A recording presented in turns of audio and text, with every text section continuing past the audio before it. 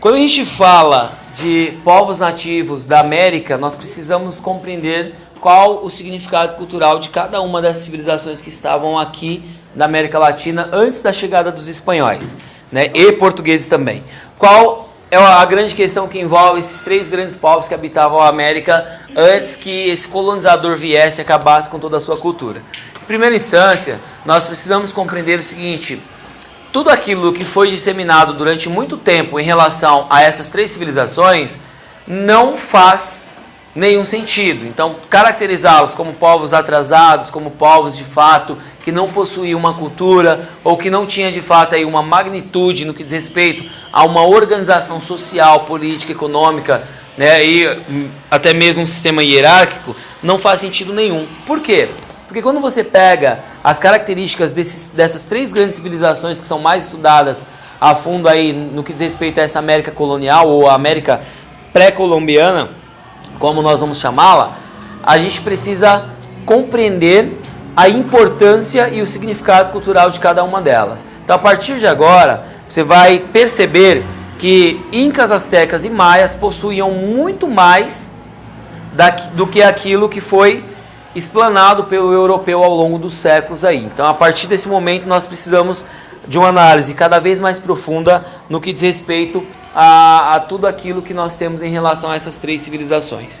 Então, a história da América, ela começa antes mesmo da chegada dos europeus. Então, as civilizações pré-colombianas, como nós chamamos, elas competem aí o período que antecede 1492, ou mesmo 1519, que é uma data assim, bem significativa no que diz respeito ao processo de colonização.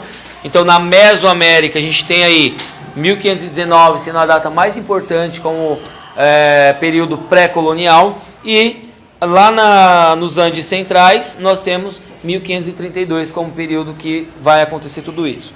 Nessa Mesoamérica, a gente vai ver as infinitas características culturais de cada um dos povos. Primeiro, você precisa compreender qual é o significado do termo utilizado para se referir a essas antigas civilizações. A gente tem falado muito em índio, índio, índio, e aí nós precisamos entender o que de fato é um índio. Na nossa visão inteiramente europeizada, eurocêntrica, de maneira preconceituosa, nós nos referimos a índio de uma forma pejorativa, ou seja, o índio em si, na nossa concepção,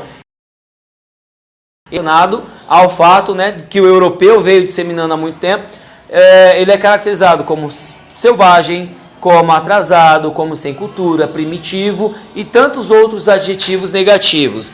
Agora você vai perceber o seguinte: a palavra índio, ela é utilizada de maneira errônea, sim, durante o período de colonização, mas mesmo sabendo que foi utilizada de maneira errada, eles, né, os europeus, permanecem se utilizando de palavras como essa para negligenciar a cultura do nativo e para sobrepujar aí a sua própria cultura. Ele quer se colocar como ser superior. Então, em relação às três culturas que nós encontramos aqui, que conseguiram se desenvolver de maneira significativa, o europeu sempre vai se colocar como superior. Por quê?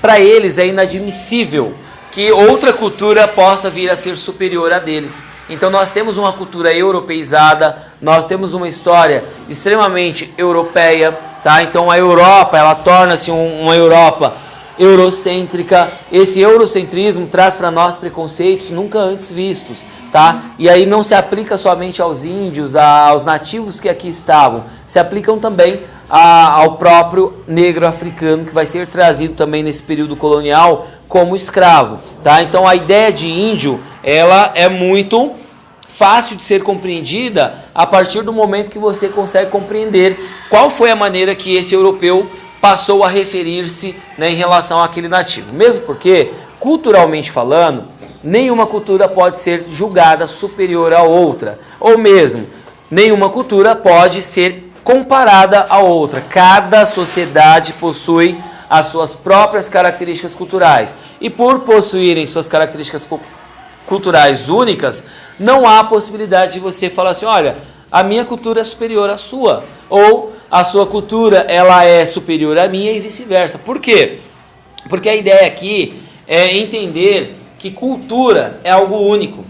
Cultura é algo que está intrínseco, que está enraizado em cada sociedade. Então, o que é cultura para mim pode não ser cultura para você.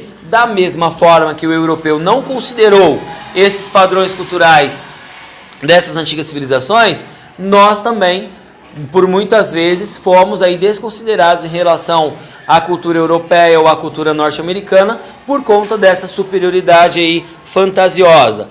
Nós vamos destacar essas 3 grandes civilizações, mas ao longo da história nós sabemos que centenas de outras civilizações fizeram parte do continente latino-americano, da América Central, formando aí vários povos que deram origens a impérios como os impérios astecas e incas, tá? Colocamos os maias no meio desse bolo todo, mas os maias eles nunca formaram um império propriamente dito. Caso que ocorreu aí com os astecas e os incas. Formaram grandiosos impérios, grandiosas organizações sociais e culturais que hoje nós estudamos de uma maneira diferente. Por quê? Tem-se em mente hoje que essas 3 civilizações desenvolveram técnicas agrícolas superiores, né? Então, em relação ao europeu, talvez em relação à Idade Média, a agricultura tanto de incas, astecas e maias fosse um tanto quanto superior. Por quê?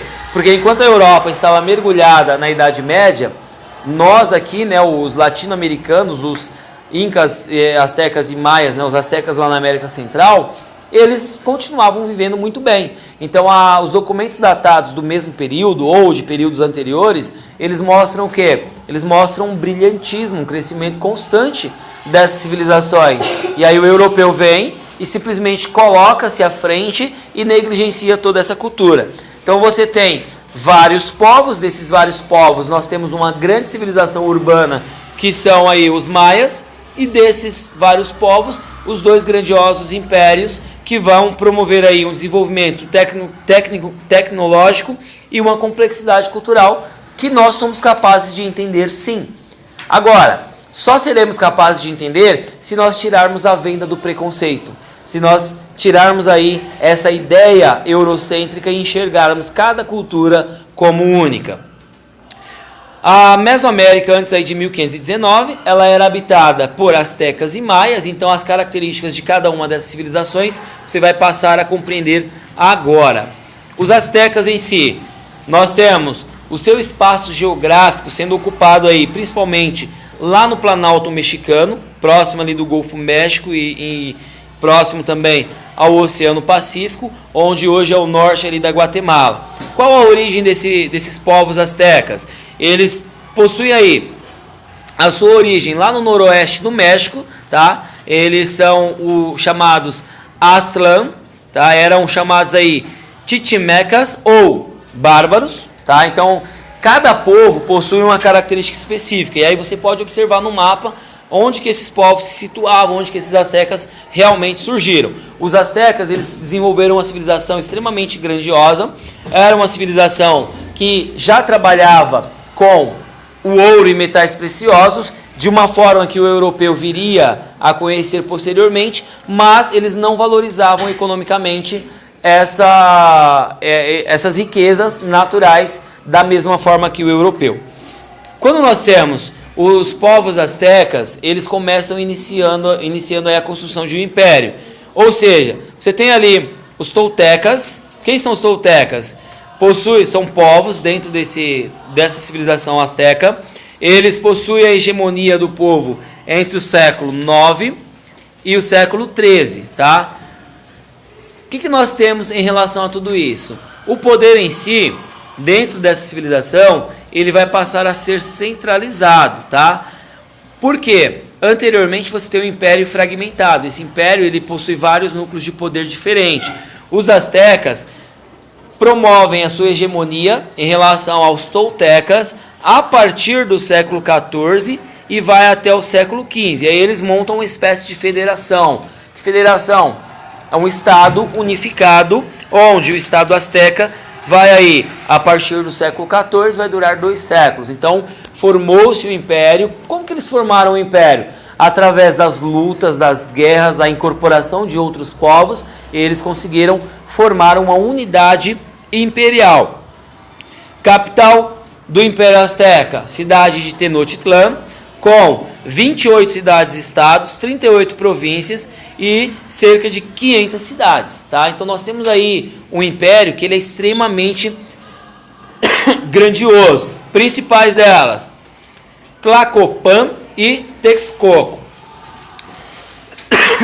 Qual era o sistema de governo dos povos astecas? A gente vai ver aí que o sistema de... Então o que vai acontecer aqui? Nós teremos um sistema de governo que ele será centralizado. Esse sistema de governo aí, ele vai promover uma relação com os povos dominados. Por quê? É preciso que esses povos paguem tributos. Esses tributos vêm por meio de impostos. Então você tem uma teocracia instaurada. Essa teocracia ela é militar, então é a submissão através do militarismo. A teocracia de regadio, ou seja, essa sociedade ela é voltada para as características militares e também da agricultura, além da servidão coletiva. Então existia escravidão dentro desse sistema político, tá? Na imagem se pode ver aí um códice asteca. Esses códices eles eram produzidos de uma maneira a contar desde a escrever aí através das imagens, ou uma frase ou até mesmo uma história por completo. Existem muitos códices hoje que ainda não foram decifrados na íntegra. A economia do povo asteca baseava-se especialmente na agricultura, então você tem ali algumas características únicas e especiais para eles. Por exemplo, o milho, os grãos oleaginosos, o tomate, a pimenta e outros grãos faziam parte aí da dieta desses povos. Ou seja, você tem uma cultura em que o trabalho agrícola ele é constante, tá? A propriedade da terra ela era coletiva e de uso individual. Coletiva era caracterizada como calpule. Então você tem várias unidades familiares, são localizadas em bairros que garantiam a tributação, além dos templos e cidades. Ou seja, você tem uma organização muito complexa, diferente daquilo que os europeus disseminaram durante muito tempo. A pirâmide social dos astecas, ela era dividida da seguinte forma. Lá no topo da pirâmide nós temos o imperador. Um pouco abaixo você vai ter os guerreiros, sacerdotes e funcionários da coroa. E abaixo você tem os Macehuali, tá? É a cidade e o campo formada aí por cidadãos livres e escravos. A civilização asteca, ela surge em meio a uma lenda muito bacana. A imagem mostra um gavião com uma serpente na boca, pousado em um cacto, e abaixo do cacto você tem uma espécie de ilha artificial no meio de um lago. Qual era a especificidade aí dessa lenda asteca?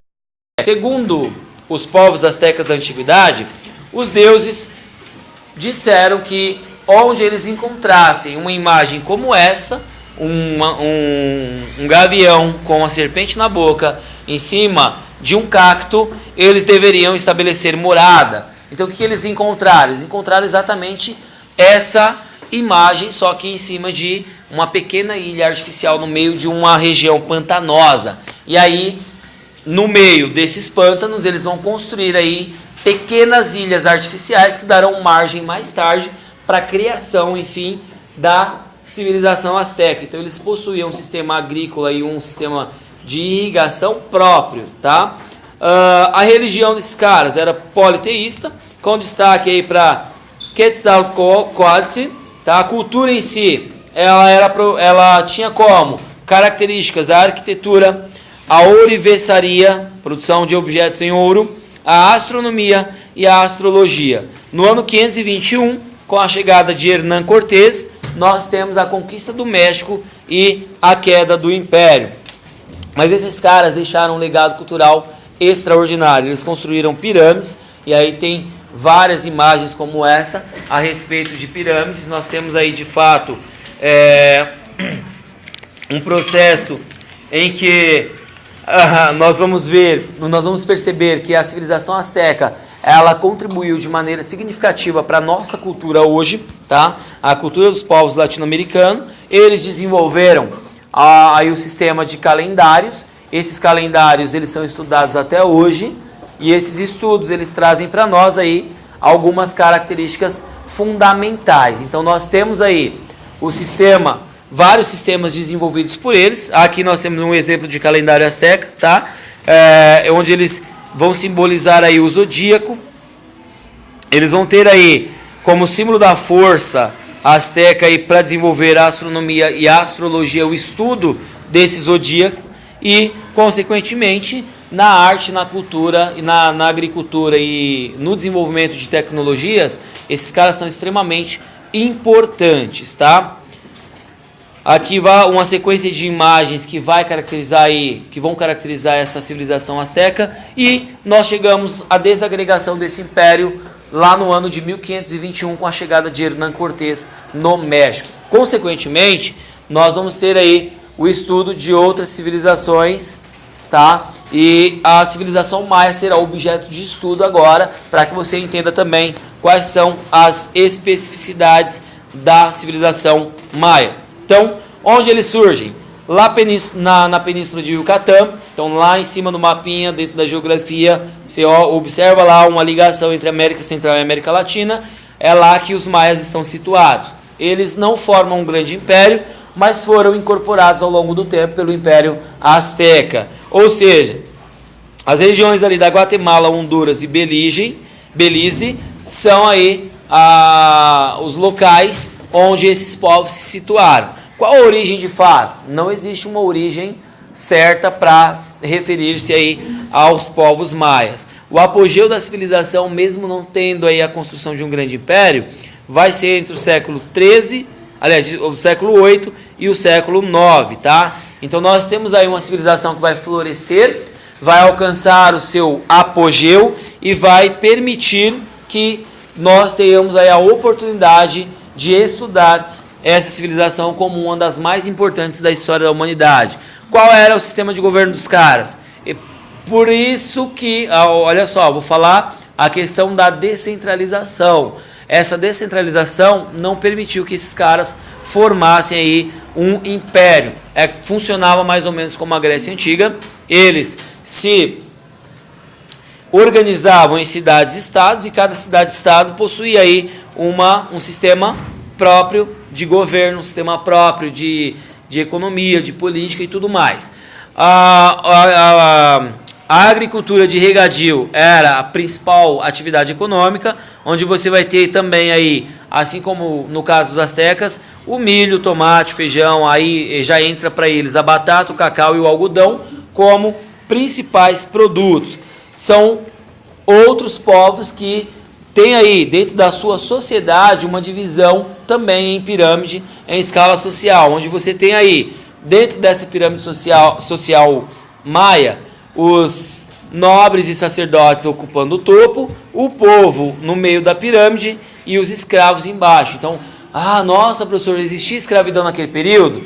Sem dúvida, a escravidão sempre existiu, mas ela é uma consequência de uma série de fatos. A escravidão que existia aqui não era a mesma escravidão que nós vamos ver no período colonial por parte dos europeus. Também eram politeístas, a sua cultura baseava-se na arquitetura matemática e na construção de um calendário, e o fim dessa civilização é datado do ano de 1546, também com a chegada do europeu. E aí você também possui várias características no que diz respeito à arte, à arquitetura, à economia, à agricultura e outras coisas mais. Lá nos Andes Centrais, nós temos ali na região do Peru, especialmente, o florescimento da civilização Inca. Os Incas em si, eles são responsáveis por grande parte da influência cultural dentro da América Latina. Quando que esses caras começaram a entrar em declínio? A partir do ano de 1532, também com a chegada dos espanhóis. Então as regiões que competem aí ao Império Inca: Peru, norte do Chile e Planalto Boliviano. A origem desses povos, nós temos aí uma origem enraizada nos povos Chavin, lá do ano 1000 a.C., Teotihuanacos e Huari, lá no século 8 até o século 9, tá? E também os povos Ximu do século 13, tá? Aqui no mapinha você pode perceber qual era a área ocupada por cada uma dessas civilizações e você vai identificar aqui na região da América Latina, especialmente ali no Peru, a presença dos Incas. Quando que esses caras começaram a formar o império? Esse período vai do século 11 ao século 15 e lá no século 14 com atenção especial para a conquista dos reinos Ximu e Tianco. Ou seja, nós temos um império organizado em uma confederação cusquenha lá no século 7. A expansão inca se dá especialmente por conta da busca de prestígio militar, a busca de prisioneiros para sacrifícios humanos, a atividade muito comum entre esses povos, e também a busca por mão de obra. Aí, assim como os europeus, nós temos uma ideia de missão civilizatória ou civilizadora. Essa missão é buscar os povos que estão fora dos limites do império para que eles possam ser incorporados a esse império e, consequentemente, nós termos aí a construção, né, de uma civilização pautada nos ideais daquela sociedade. O governo ele é centralizado na principal cidade, que é a capital, Cusco.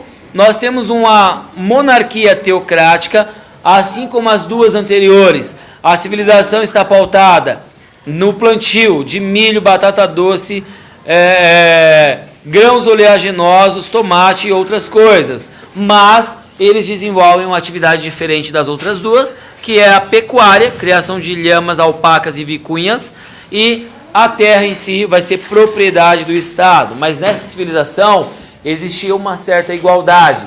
O imperador Inca ele era responsável por gerenciar essa terra e caso houvesse aí uma seca ou chuvas torrenciais que acabasse com a colheita dos povos, eles naturalmente seriam aí ressarcidos pelo próprio imperador, porque eles pagavam aí os seus tributos, seus impostos em dias, tá? A agricultura, nós temos num padrão arquipélago, tá? Então as colônias, elas são multiétnicas, então existe uma variação étnica muito grande, tá? Nós temos aí os Ailus ou Curacas, que são conhecidos como chefes, os Mitmacs, que são os colonos, e a Mita, que são pessoas que trabalham aí nesse processo. Essa sociedade, ela vai ser dividida, o topo da pirâmide, entre o imperador, o sacerdote e o nobre, lembrando que o imperador, ele